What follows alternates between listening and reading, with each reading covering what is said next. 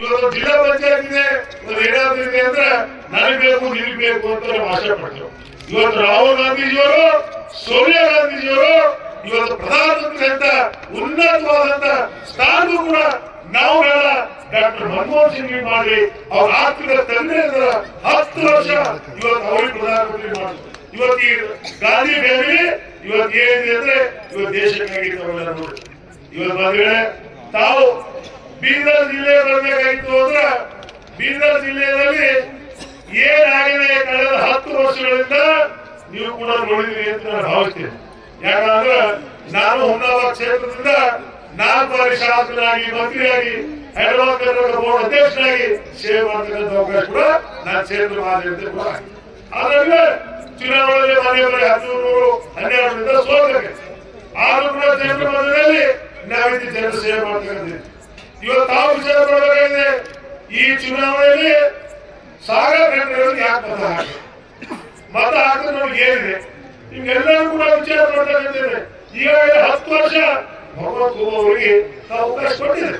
10 ವರ್ಷದಲ್ಲಿ ಅವ್ರು ಏನ್ ಕೆಲಸಗಳು ಮಾಡಿದಾರ, ಏನ್ ಕಾರ್ಯಕ್ರಮ ಕೊಟ್ಟಿದಾರ, ಏನಾಗಿದೆ ಅಂತ ಎಲ್ಲ ತಂದೆ.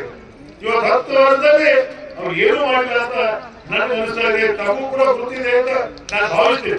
ಯಾಕಂದ್ರೆ ಎಲ್ಲಿ ಬೇಕಾದ್ರೆ ನೋಡಿ, ಎಲ್ಲಿ ಕೂಡ ಅದು ಹೇಳತಕ್ಕಂಥ ಕೆಲಸ ಯಾವುದೂ ಆಗಿಲ್ಲ. ಇವತ್ತು ಅದೇ ನಮ್ಮ ಭಾಗದ ಮಲ್ಲಿಕಾರ್ಜುನ ಖರ್ಗೆಜಿಯವರು ರೈಲ್ವೆ ಮಂತ್ರಿಗಳಿದ್ದಾಗ ಅನೇಕ ರೈಲುಗಳು ಬೀದರ್ ಹಿಡ್ಕೊಂಡು ಇಡೀ ರಾಜ್ಯದ ಅನೇಕ ಹೊಸದಾಗಿ ರೈಲ್ವೆ ಪ್ರಾರಂಭ ಮಾಡ್ತಕ್ಕಂಥ ಕೆಲಸ ಮಾಡಿ ಬಂದ್ರೆ ತಾವೆಲ್ಲ ವಿಚಾರ ಮಾಡಿ. ಯಾಕಂದ್ರೆ ನಾನು 2023 ಹೇಳಿದೆ, ಒಂದು ಸಲ ಬಟನ್ ಹೊಡೋಕ್ಕಿಂತ ಮುಂಚೆ ನೀವು ಚಿಂತನೆ ಮಾಡಬೇಕು. ಬರ್ತಕ್ಕಂಥ 7ನೇ ತಾರೀಕು ಇದೊಂದು ದೊಡ್ಡ ಚುನಾವಣೆ ಇದೆ. ಇವತ್ತು ಆ ಚುನಾವಣೆಯಲ್ಲಿ ಕಾಂಗ್ರೆಸ್ ಪಕ್ಷಕ್ಕೆ ಸಾಗರ ಖಂಡಿರವರಿಗೆ ನೀವೆಲ್ಲ ಮತ ಬೆಂಬಲ ಕೊಡಬೇಕಾಗಿದೆ. ಮತ ಬೆಂಬಲ ಕೊಟ್ಟಿದಾಗ ಈ ಬೀದರ್ ಜಿಲ್ಲೆಯಿಂದ ಇವತ್ತು ಹೊಸದಾಗಿ ಯುವಕ ಇವತ್ತೇನು ಬೀದರ್ ಜಿಲ್ಲೆಯಿಂದ ಒಬ್ಬ ಯುವಕ ಪಾರ್ಲಿಮೆಂಟ್ ಹೋಗ್ತಾ ಇದ್ದಾರೆ. ಇಡೀ ಪಾರ್ಲಿಮೆಂಟ್ ನಲ್ಲಿ ಒಬ್ಬ ಚಿಕ್ಕ ವಯಸ್ಸಿನಲ್ಲಿರ್ತಕ್ಕಂಥ ಸಾಗರ ಖಂಡಿರವರಿಗೆ ನೀವು ನಾವು ಕೂಡಿದ್ರೆ ಒಂದು ಒಳ್ಳೆ ಮೆಸೇಜ್ ಹೋಗ್ತದ ಅಂತ ನಿಮ್ಮನ್ನ ವಿನಂತಿ ಮಾಡ್ತೀನಿ. ಇವರ ಮನೆಗೆ ವಿದೇಶಿಗಳು ಹೇಳಿದ್ರು, ಮಹಾರಾಜಿಯವರು ಹೇಳಿದ್ರು, ನಾನು ಕೂಡ 54,000 ಓಟ್ ನೋಡಿದೀನಿ. ಅವರು ವಿದೇಶಿಗಳು ಅನೇಕ ಕೆಲಸಗಳು ಮಾಡಿ ಬಹಳ ಹೋರಾಟ ಮಾಡ್ತಾ ಇದ್ರು.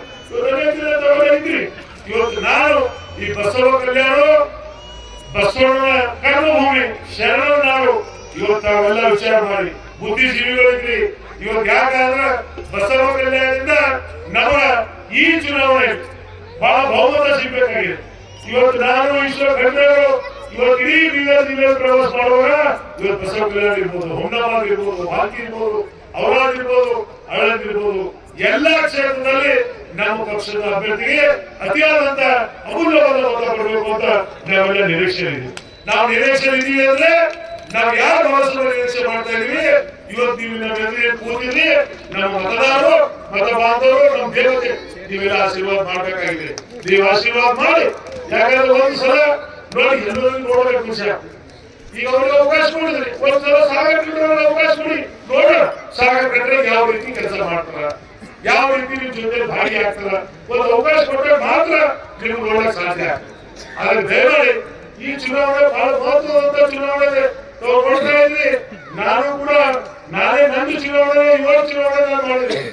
ಇವತ್ತು ಚುನಾವಣೆ ಮಾಡಿದಾಗ ಇವತ್ತು ರಾಷ್ಟ್ರ ನಾಯಕರು ಕೂಡ ಯಾವ ಮಟ್ಟಕ್ಕೆ ಬಂದಿದ್ದಾರೆ, ಯಾವ ಮಟ್ಟಕ್ಕೆ ಮಾತನಾಡ್ತಾ ಇದ್ದಾರೆ ಇವತ್ತು ನನಗಂತೂ ಆಗ್ತಾ ಇಲ್ಲ. ಇವತ್ತು ದೇಶದ ಪ್ರಧಾನಮಂತ್ರಿಜಿಯವರು ಅವ್ರು ಮಾತಾಡ್ತಕ್ಕಂಥ ನೋಡಿದ್ರೆ ನಿಜವಾದ ಒಂದು ಕಡೆ ಎಲ್ಲೋ ಏನಪ್ಪ ಇದು ರಾಜಕೀಯ ಯಾವ ಪರಿಸ್ಥಿತಿ ಬಂತು ಇವತ್ತು ಅವ್ರು ನೋಡ್ತಾ ಇದ್ರಿ. ಇವತ್ತು ಅನೇಕ ಮಾಧ್ಯಮ ಮುಖಾಂತರ ಇವತ್ತೊಂಥರ ರಾಷ್ಟ್ರದಲ್ಲಿ ಕೂಡ ಸಾಕಷ್ಟು ಇದಾಗಿದೆ. ಇವತ್ತು ಯಾಕೆ ಅವ್ರಿಗೆ ಇದಾಗ್ತಾ ಇದೆ, ಇಡೀ